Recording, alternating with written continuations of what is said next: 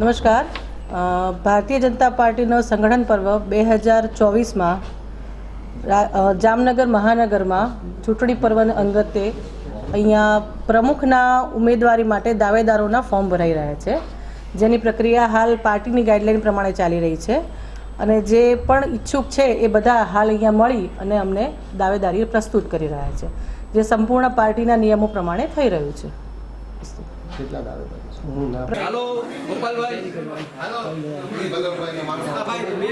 વિશ્વની સૌથી મોટી રાજનીતિક પાર્ટી એટલે ભારતીય જનતા પાર્ટી કે જે સંપૂર્ણ લોકશાહી ઢબે એની ચૂંટણી પ્રક્રિયા હોય કે સંગઠનની વરણીની વાત હોય એ સંપૂર્ણ લોકશાહી ઢબે કરતી હોય છે.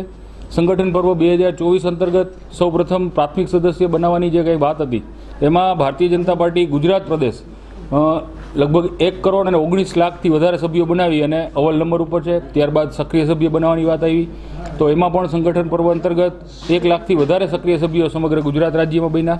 ત્યારબાદ બૂથ સમિતિઓ, ત્યારબાદ મંડળ અધ્યક્ષોમાં પણ 580 કુલ મંડળો ગુજરાત રાજ્યમાં છે, એમાંથી 512 મંડળ અધ્યક્ષોની વરણી થઈ ગઈ છે.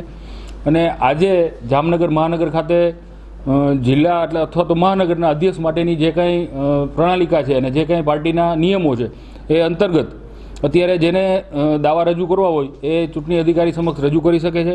ચૂંટણી અધિકારી તરીકે મુખ્ય ચૂંટણી અધિકારી એવા ડૉક્ટર જાનકીબેન આચાર્ય અહીં ઉપસ્થિત છે. એમની સાથે એમના સહાયક તરીકે રાજુભાઈ ધારૈયા પણ ઉપસ્થિત છે અને સ્થાનિક 2 ચૂંટણી અધિકારીઓ ગોપાલભાઈ અને મનીષભાઈ કટારિયા એ ચારેય લોકો અત્યારે જે લોકોને દાવા કરવા હોય એ ફોર્મ ભરી અને વિધિવત એનો દાવો રજૂ કરે છે. સાથે સાથે ક્લસ્ટર પ્રભારી તરીકે બાબુભાઈ ચેબલિયાની વરણી થઈ છે. એ જિલ્લો અને મહાનગર બંનેની સંયુક્ત જવાબદારી નિભાવે છે.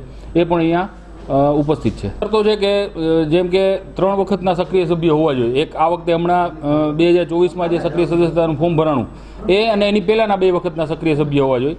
એ ઉપરાંત કોઈ કૌટુંબિક જવાબદારીમાં એમના લોહીના સંબંધ હોય એવા સીધી લીટીના વારસદાર કોઈ કુટુંબમાંથી કોઈ જવાબદારીમાં ન હોવા જોઈએ એવા લોકોને પ્રાધાન્ય આપવામાં આવશે. આ ઉપરાંત કોઈ ઉપર ગુનાહિત કોઈ ઇતિહાસ ન હોય કે ક્રિમિનલ કંઈ કેસ ના થયા હોય એવા લોકોને પ્રાધાન્ય આપવાની પાર્ટીએ જે કંઈ શરતો સેન્સ લીધા પછી જેટલા દાવેદારો હશે એમાંથી કેટલા ફોર્મ માન્ય થાય છે, કેટલા આ શરતોને આધીન અમાન્ય થાય છે એ ચૂંટણી અધિકારી નક્કી કરશે.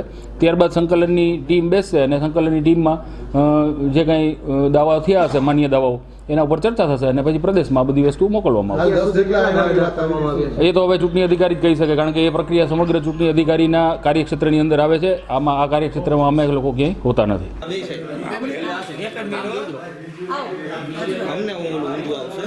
ખાલી સાઈડ પછી રાખી